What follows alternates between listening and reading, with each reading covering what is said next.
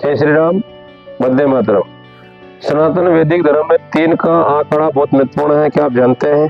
अगर आप नहीं जानते तो मेरा चैनल है, क्या आप जानते हैं? आइए उसमें जानिए। आप अच्छा लगे तो फॉलो करिए, कमेंट करिए, आगे शेयर कीजिए। नहीं करे तो भी मेरा काम है बताना, बताता रहूंगा। तुम देखना, देखो तुम्हारी मर्जी, कोई दिक्कत नहीं है। हाँ, वीडियो अंत तक जरूर देखना ताकि तुमको मालूम पड़े 3 का आंकड़ा क्या होता है। तो आइए शुरू करते हैं, जानते हैं कि 3 का सनातन वैदिक धर्म में क्या महत्व है। सनातन वैदिक धर्म में 3 का बड़ा महत्व है, तो मैं आपको सुनाता हूँ नंबर वाइज। तो सबसे पहला है त्रिदेव, ब्रह्मा विष्णु महेश। 3 देव हमारे, ब्रह्मा विष्णु महेश, संहारक, पोषक और रक्षक।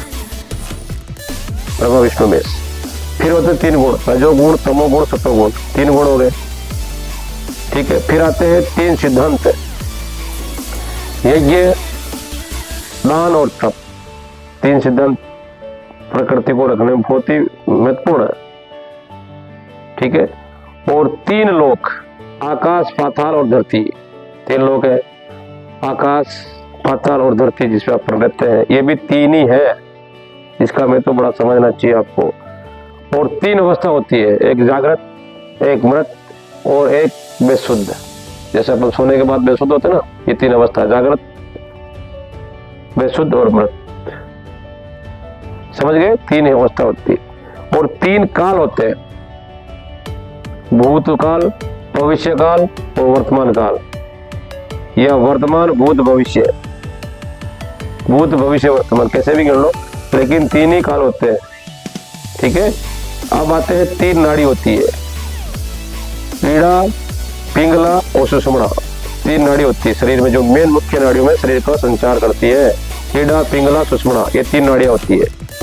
और 3 संध्या होती है, प्रातः संध्या, दोपहर की संध्या मतलब मध्याह्न संध्या और सायकाल संध्या। संध्या भी 3 ही होती है। ये सनातन वैदिक धर्म के बहुत महत्वपूर्ण अंग है, आपको भी ध्यान रखना चाहिए और अपने बच्चों को भी बताना चाहिए। और 3 ही स्तर होते हैं, प्रारंभ, मध्य और अंत। प्रारंभ, मध्य और अंत। जीवन में भी ये प्रकार चलता है, प्रारंभ, मध्य, अंत। और 3 स्थिति होती है पृथ्वी में भी, ठोस, गैस और द्रव्य। ये भी 3 प्रकार ही होते हैं, ये आपको जानने की जरूरत है, कहने की जरूरत नहीं है। और 3 ही रचना करी भगवान ने, दानव, मानव, देवता। दानव, मानव, देवता, ये 3 रचना करी थी भगवान ने। तो ये 3 का बड़ा महत्वपूर्ण आंकड़ा है, आपको ध्यान रखना चाहिए। 3 प्रकार के जीवन में उतार चढ़ाव होते हैं, बचपन, युवावस्था और वृद्धावस्था। ये 3 उतार चढ़ाव अपने जीवन में आते जाते रहते हैं। और देवी भी 3 है, माँ काली, माँ सरस्वती और महालक्ष्मी। ये 3 देवियां हैं, जिसके इसके अनेक अंग, विभिन्न प्रकार की देवियां हैं, इनके विभिन्न रचनाएं हैं और इनके प्रत्यंग है और इनकी मतलब अलग अलग रचना है, लेकिन मुख्य 3 देवियां हैं, माँ काली, माँ लक्ष्मी और सरस्वती। कड़ी में भी 3 ही कांटे बनाए, समय, काल जिसको बोलते हैं, काल गणना, इसमें सेकंड, मिनट और घंटा। इससे पूरी सृष्टि चल रही है, इस काल गणना से। सेकंड, मिनट, घंटा, ये भी 3 ही है, इसमें पूरा जीवन समाया हुआ। भारत में 3 प्रकार की ही संविधान सभाएं हैं, लोकसभा, राज्यसभा और विधानसभा।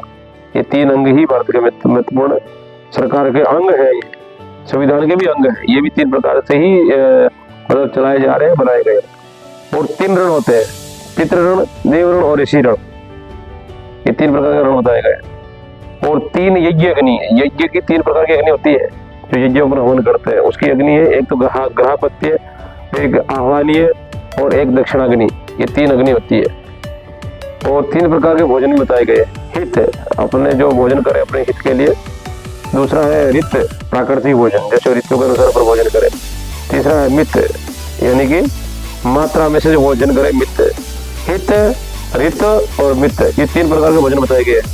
मात्रा में भोजन करते हैं, जो जैन मुनि मात्रा में भोजन करते हैं, उसको बोलते हैं मित। और हित मतलब अपने शरीर के अनुसार अपन को लगे उस हिसाब से भोजन करते हैं। और रित मतलब ऋतु के अनुसार भोजन करते हैं। और औरत के भी 3 रूप है, माँ, बहन, बेटी। और आदमी के भी 3 रूप है, दादा, बेटा, पोता। ये मतलब 3 का कितना बड़ा शानदार आंकड़ा है। सनातन के भी मुख्य 3 त्योहार है, त्योहार तो बहुत सारे हैं, अंग प्रत्यंग है, लेकिन 3 मुख्य त्योहार है। रक्षाबंधन, दीपावली, होली ये मुख्य सनातन के मुख्य त्योहार है। बाकी त्योहार तो बहुत सारे हैं, रोजी त्योहार हिंदू सनातन पंचांग में तो। और भगवान का त्रिशूल जिसके भी तीन है, तीन आ रहे हैं, मतलब कितना मतलब महत्वपूर्ण तीन का आंकड़ा।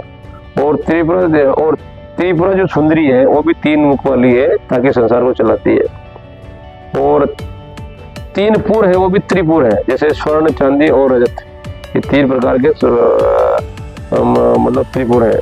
तिलक तो उधर पुंड जो विष्णु का होता है, ये भी तीन का होता है, ऐसे दो करके तीसरा तो उधर पुंड बोलते हैं। त्रिपुंड अलग होता है, उधर पुंड अलग होता है, तो ये भगवान विष्णु का तिलक है। तो मैंने आपको तीन की जानकारी दी, आगे सनातन धर्म के बारे में और जानकारी देंगे। आपको अच्छा लगे तो बने रहिएगा, वीडियो पूरा देखिएगा और साझा शेयर कीजिएगा ताकि लोगों को जानकारी हो। जय श्री राम, वंदे मातरम, भारत माता की जय।